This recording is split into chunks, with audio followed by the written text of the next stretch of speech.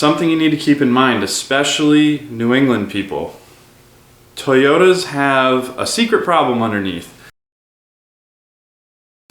What's going on, everyone? This video is for any of my customers, my future customers, or just anybody that has a Toyota that is currently stock or maybe has a little leveling kit and you're looking at going with a real suspension in the front that goes above 2 inches. If you're planning to do that, something you need to keep in mind, especially New England people. Toyotas have a secret problem underneath that catches way too many of my customers by surprise, and it's really disappointing when it does happen. So I'm just putting this out there as something I can send to people when they're inquiring about a suspension upgrade on their Toyota, but also as a good reference point for you guys. So this is your typical Toyota control arm. This one's actually not even that old. It just came off a second gen that was frame swapped by Toyota. And this is your lower arm, and this is how you dial in the alignment on a Toyota. Basically, you adjust this out to affect the camber. You adjust the caster by moving the ball joint forward and backwards. And the way you do that is these are the bolts in the lower control arm. These are aftermarket ones that I keep here for this reason. You'll understand by the end of the video. These are Moogs, but it's the same theory. I call it the double sleeve design. So basically what you start with is this cam bolt, which you should be able to see that it has a flat side there. And then this is the cam, I guess you just call it the cam, right? So the bolt keys into this. And basically when the bolt goes through the control arm bushing, in the frame tab, there's 2 alignment kind of shoulders on either side of this. And as you turn the bolt, it moves it in and out. And again, that moves the control arm in and out, and it also moves it forward and back depending on how you adjust these. Now, here's where the poor but also good design from Toyota comes in. So this control arm, the reason I have it on my floor, had to get cut out like it always does. As you can see here, see that little sleeve sticking out of the bushing? But this one does not have that little sleeve sticking out of the bushing. So this bolt, and this is a pretty good design.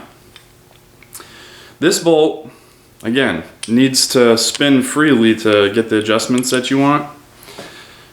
Rides inside of this sleeve, right? Not a bad design. But the problem is that this sleeve rides inside another metal sleeve that is bonded to the bushing. So then you have these, you have these 2 layers of metal. Trying to get a focus. Whatever. You got 2, very tight tolerances. They're just steel. They're not, it's not like they're stainless or anything.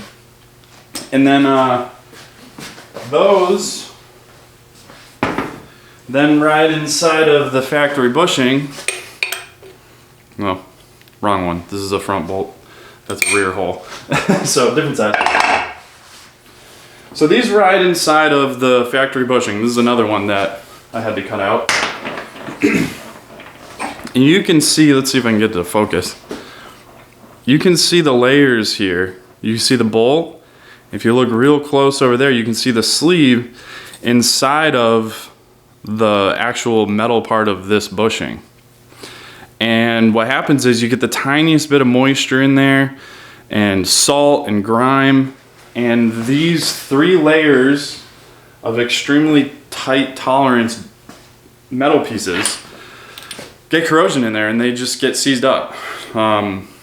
So we have seen as new as like 4-year-old Tacomas have this bolt double sleeve design be totally seized up. There's nothing you can do about it because, you know, no matter how much you heat this bolt from the outside and oil it, there's really no access. Like this surface where you can even access the, you know, the different layers is just hammered right up against the mounting tabs on the frame. So you really can't heat it up. You really can't get oil in there. And even if you were bathing this thing in oil, that's such a tight tolerance that it would take years for it to really get in there and break it up. So we end up having to, you know, peel the 2 tabs on either side of that bushing back, get up in there with Sawzall, cutting wheel, all sorts of stuff, cut them out. Then our go-to move is we hit Rock Auto usually and just get aftermarket arms. A lot of people use like the Super Pro brand or the Mauve Tech. They're all made in the same place, I'm sure. The OEM Toyota ones are like $500 a piece, so it's not really reasonable, especially because the aftermarket ones are literally the same. And in some cases better. The bushings are better, but that's for a different video. So if you're looking at actually no, let's start over. So if you have a Toyota, right, and you're planning on doing modifications down the road, do yourself a favor. Take these bolts out. Your alignment probably sucks anyways from the factory. Take these bolts out and absolutely bathe them in anti-seize. Put it back together. Go get it aligned. That way, years down the road, this thing will be nice and free or close to it, and a drama-free lift kit can be installed. So if we run into this with customers and it is seized and all that, we hit Rock Auto, we get some arms, and then we typically, if we can, they don't make them for every application, but we get these Moog bolt kits. See that little hole there? It's focusing on my face. It's got a grease, a Zerk fitting hole there, and it goes through the bolt. Where's the hole? Right there. So it fills this gap up because this is flat and this is round.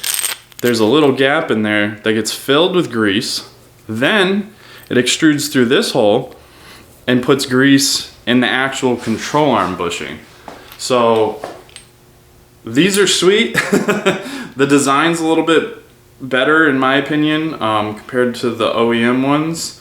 Mostly just because it's greasable, and then, you know, there's not a lot of resistance when you go to align the thing and it actually works. So if you already have a Tacoma or a 4Runner or an FJ and they're, well, not an FJ, but, and they're newer, pull those bolts out, fill them with anti-seize, get an alignment. You will thank me later. Your mechanic will thank me later. If you're looking at going anything beyond a leveling kit, and to be honest, even some Toyotas with a leveling kit need a real reset up of their suspension. But if you're looking at going with a suspension upgrade on the front of your Toyota, and you live in the Northeast especially, plan on this. It ranges anywhere from $800 to $1,200 depending on what parts we go with. You know, from like Rock Auto, Moog, SPC makes some bolts, but they're not greasable, but sometimes that's the only thing available. But just plan on that extra expense. If we are installing a lift kit for you and you're local to us, we try to get you down here so we can crack your bolts loose and see if they move or not, just so there's no surprises. So hit us up if that's something you're interested in. And yeah, I hope this video was helpful for you guys. We run into this a lot, like once a week for the past month, actually. So I just wanted to have a video to be able to send to my customers, as well as maybe a good reference for some of you do-it-yourselfers out there that this could be a very big surprise for you if you're in your driveway and working on a budget. So just a little bit of knowledge that we've gained from experience that hopefully helps you out. Thanks for watching, guys.